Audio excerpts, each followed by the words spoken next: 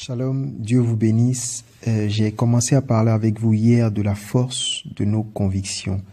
Nous devons avoir des certitudes, des paroles inscrites dans notre cœur avec une telle puissance que rien ne pourrait les bouger. Vous savez, j'ai redécouvert un texte qui m'a fait sourire. Paul dit à Timothée en 1 Timothée 1 verset 15, « C'est une parole certaine et digne d'être accueillie.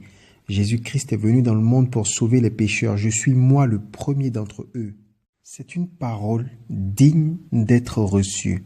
Votre cœur doit avoir la conviction la plus ferme qu'il peut encaisser que Jésus-Christ est venu pour sauver les pécheurs. Donc moi, je suis le premier.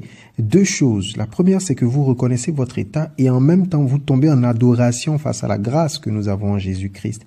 On parlait une fois de religion avec une collègue et elle m'a dit, en fait, que je suis trop fermé avec une idée arrêtée sur Jésus, qu'on ne peut rien me dire, je suis pas ouvert. Ça m'a choqué. Oui, ça m'a choqué, mais après, j'ai été béni. J'ai béni Dieu pour cette parole de sa part, parce que, sans m'en rendre compte, la conviction que Jésus est le seul chemin se forgeait petit à petit dans mon cœur au point où ça se remarquait même.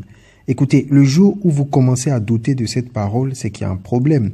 Le jour où vous commencez à douter des Écritures, c'est qu'il y a un problème. Les Écritures doivent forger vos convictions. Il ne suffit pas seulement de les connaître, il faut y croire et en être convaincu.